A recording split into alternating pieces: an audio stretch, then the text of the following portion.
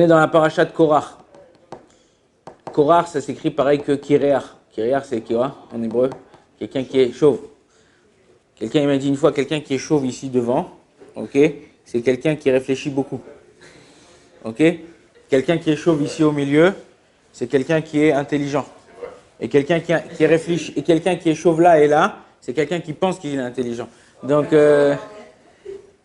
Korach, on dit qu'il est sorti Kireach, Mikan ou Mekan. Il est sorti chauve de là et de là. Pourquoi? Il est sorti sans rien.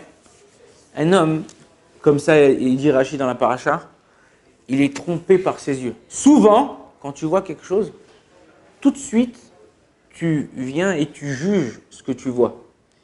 Et la Torah nous demande de prendre du recul à ce qu'on voit. De la même façon qu'il y a écrit, c'est pas la même mitzvah, mais il y a écrit Velo taturu acharei levavchem acharei einechem, de ne pas se tourner après ses yeux, après son cœur. Dire quoi, pas se tourner? Dire quoi, pas aller. Alors, on dit là-bas, on parle le fait de regarder des choses interdites, mais le fait aussi que tu crois en vérité que ce que tu as vu, c'est un plaisir, tu te le rentres dans la tête, dans ton cœur, et tu commences à fabuler sur un plaisir qui n'existe pas, que tu n'as même pas de truc. C'est pour ça qu'en vérité, l'imagination dans la Torah, elle est plus grave, entre guillemets, que l'acte. Pourquoi? Parce que l'imagination, elle peut t'emmener très loin et faire des conclusions qui n'ont rien à voir. Et quand je te mets une claque, tu te réveilles, et ben, tu t'aperçois qu'en vérité, mince, purée, où je suis parti. Souvent, ça arrive des choses où les gens, par rapport à ce qu'ils voient, ils jugent. Ils voient quelque chose, ils commencent à s'énerver, à rentrer dans une transe. Et dès que tu leur expliques, les nerfs, ils sont descendus un instant.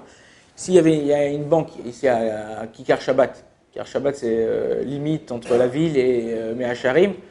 Il y a une banque Leumi, elle est sur comment ça s'appelle, Rehov Strauss. Une fois, il y a un mec qui n'était pas très religieux, il est rentré là-bas, et il y a la queue. C'était un jour en général en Israël, il y a la queue en fin de mois, au début de mois, pour les chèques, pour les machins, un truc et tout. Et il voit une queue d'homme et une queue de femme.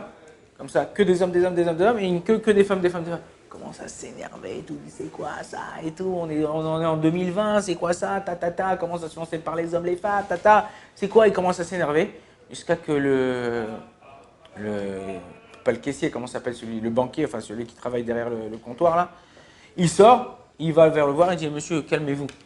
Il y a les hommes, les femmes, il dit là c'est des pauses, là c'est des billes. Ok, c'est deux lignes différentes. Ok, il y a les gens qui viennent déposer l'argent, il y a les gens qui viennent retirer de l'argent. Donc là c'est la même chose. Arrête de juger ce que tu vois. Souvent, les problèmes qu'on a, je sais pas, j'ai pas d'idée qui me monte à la tête, mais on voit que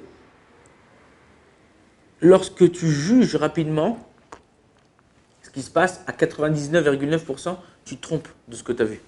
Tu te trompes de ce que tu as vu, à tel point que la Torah nous dit, tu vois deux mecs, un avec un couteau, l'autre en train de courir et l'autre il lui court après.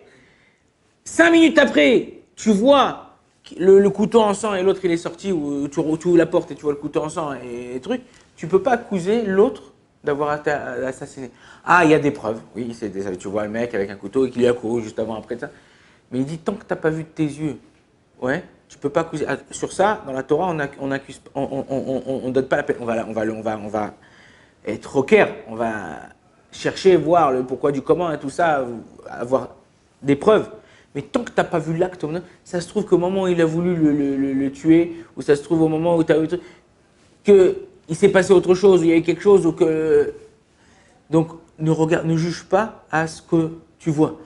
La deuxième chose qu'on apprend de Korach, c'est qu'il n'y a pas eu le kavod des Talmidei Chachamim. C'est quoi le kavod Talmidei? Moshe Rabbeinu, Aaron. Ouais, viens, ouais, Kol Haïda Kdoshim, on est tous des Kdoshim, on est tous des saints, on est tous des machins, tout. Qu'est-ce que tu veux? Qu'est-ce que tu prends pour vous? Qu'est-ce que tu prends le droit d'être?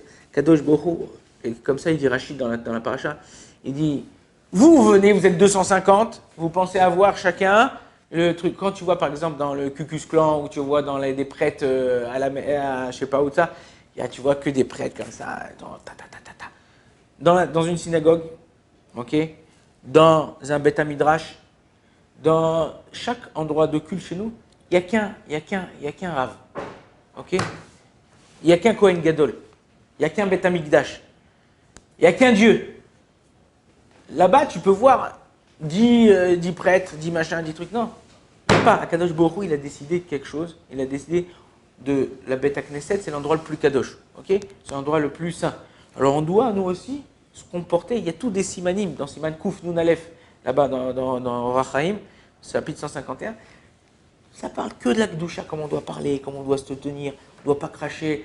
Même si on doit éternuer, on a mal au ventre. Certaines choses, comment se comporter, comment faire tout ça. Il y a quelqu'un qui m'a dit ce matin, il m'a dit, vous savez, arabe, c'est un Israélien, il m'a dit, vous savez pourquoi il y a Covid, Covid-19. Il dit Covid, c'est parce que ça vient du mot kavod. C'est Covid, c'est le respecter l'endroit l'endroit saint. Et malheureusement, on ne le fait pas respecter. Et pourquoi 19? Il dit parce que c'est tombé dans Parashat Kedoshim.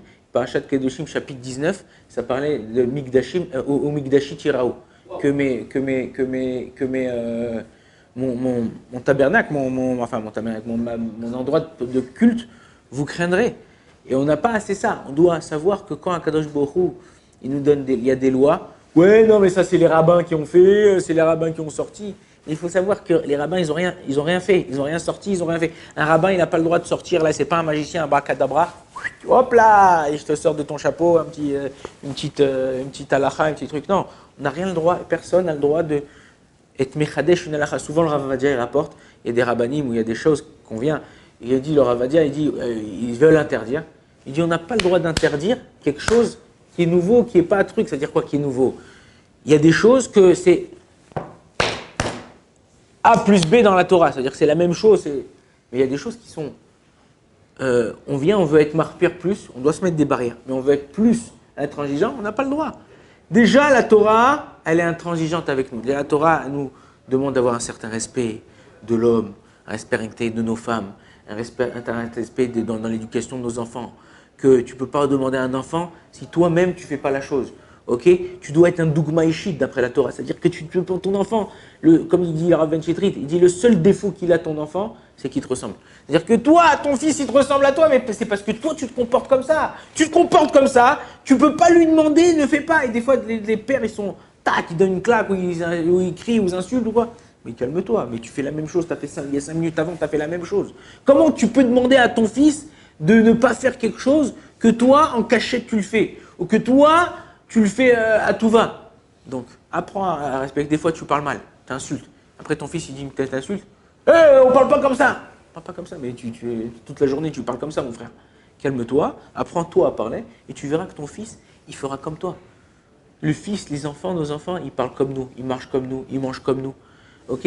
Jusqu'au moment où ils grandissent, ils commencent à apprendre, ils commencent à voir, ils commencent à faire.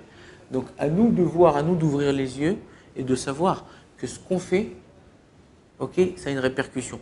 Comment on se comporte, ça a une répercussion. Ne crois pas que tu fais des choses, bah, allez, c'est pas grave, vas-y, arrête, on rigole, on est là pour un truc.